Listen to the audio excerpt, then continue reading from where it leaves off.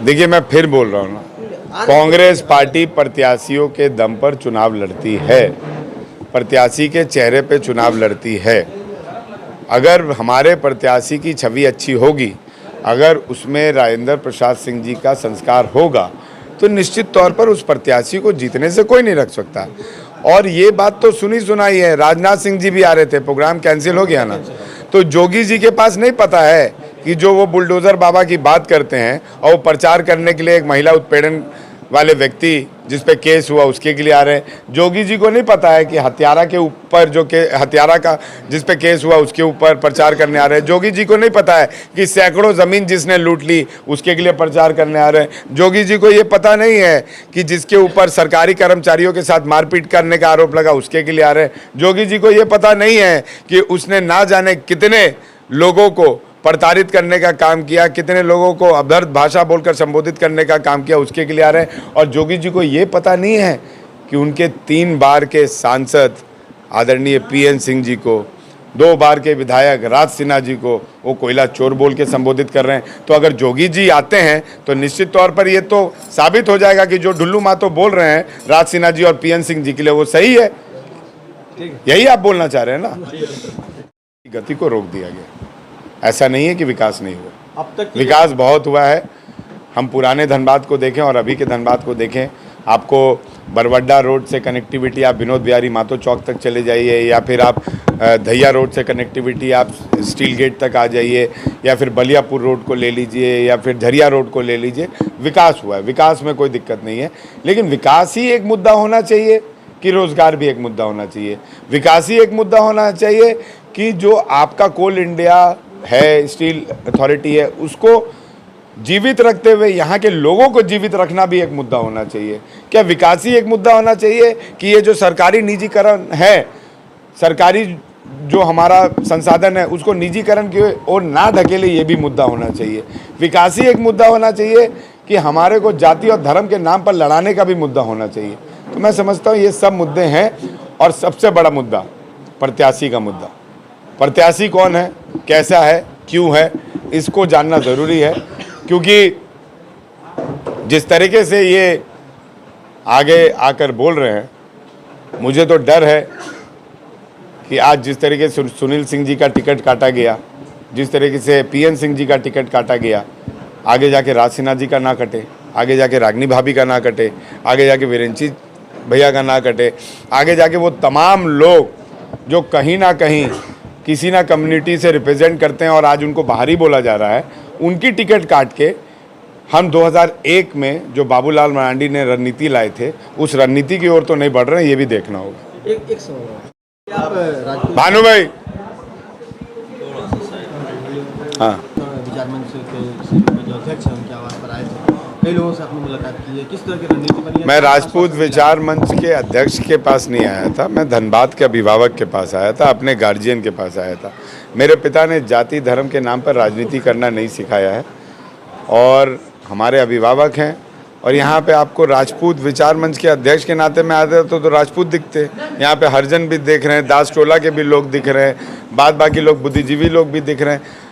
अरुण सिंह जी का भूमियार भी दिख रहे हैं, उपेंद्र अरुण चा का पहचान राजपूत विचार मंच हो सकता है, लेकिन इनका कर्म जो है वो पूरे धनबाद के लोगों के लिए जन संपर्क के लिए आया था।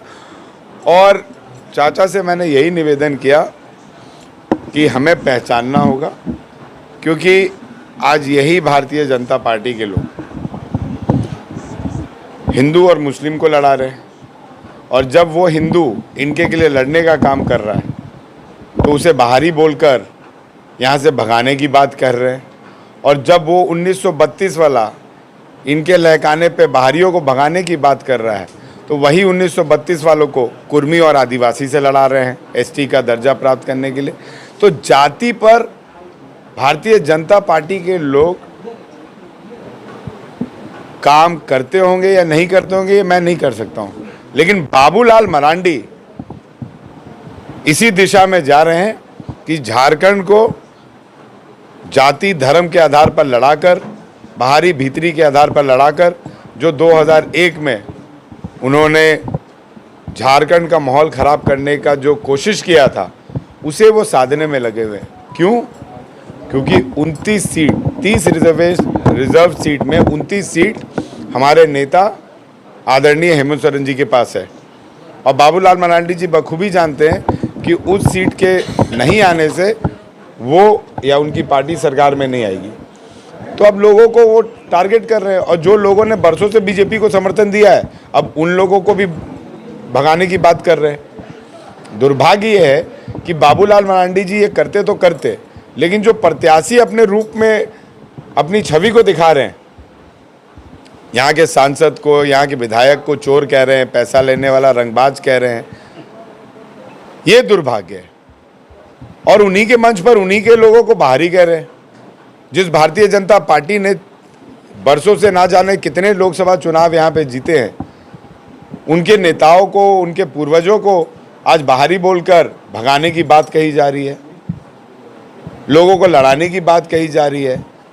और अगर कोई उनके पक्ष में नहीं उतर रहा है तो उनको फ़ोन करके धमकाने की भी बात कही जा रही है, और धमकाया भी जा रहा है, वीडियो के माध्यम से हो या फ़ोन के माध्यम से हो। ये पूरा धनबाद जानता है। और इसी क्रम में हम लोग सब एकजुट होकर, कोई बाहरियों के लिए नहीं, कोई भीतरियों के लिए नहीं, कोई आदिवासी बैकवर्ड फॉरवर्ड के लिए नहीं, इस झारखंड की सौम्यता, इस झारखंड का शौर्य, इस झारखंड की शांति बने रहे, इसीलिए हम लोग एक साथ होकर धनबाद लोकसभा में महागठबंधन की प्रत्याशी श्रीमती अनुपमा सिंह को जिताने की बात कर रहे हैं। एक सवाल ये उठ रहा है कि जिस तरह से वहाँ पर भाजपा में जो अंतर्कलह दिख रहा है, उसका फायदा कांग्रेस को हो जाएगा? देखिए, ये भाजपा का अंतर्कलह नहीं है, मैं फिर बता रहा हूँ, ये प्रत्याशी का अंतर्कलह है। प्रत्याशी एक घीन भावना से ग्रसित है और उस भावना को बदला नहीं जा सकता है, क्योंकि भावना हमारे जीवन में बचपन से लेकर मृत्यु तक वही रहती है जो हम अपने घर में ग्रहण करते हैं या जो हमें सिखाया जाता है। और उसी भावना से मैं काम कर रहा हूँ, या प्रत्याशी काम कर रही है, या हमारे समाज के लोग काम कर रहे हैं, या फिर वो भारतीय जनता पार्टी के कार्यकर्ता जो आज उनका विरोध कर रहे हैं वो काम कर रहे हैं। ये हमारी भावना, ये हमारी संस्कृति, ये हमारा संस्कार है कि हम उस भावना को छोड़ रहे नहीं है। लेकिन भाजपा प्रत्याशी का विरोध इसलिए हो रहा है क्योंकि भाजपा प्रत्याशी अपने जीत कर आगे ना अभिभावकों को देख रहे हैं, ना समर्थकों को देख रहे हैं, ना बुजुर्गों को देख रहे हैं, और ना भारतीय जनता पार्टी के कर्मठ कार्यकर्ताओं को देख रहे हैं। ये उनकी संस्कार है, उनका नीति है।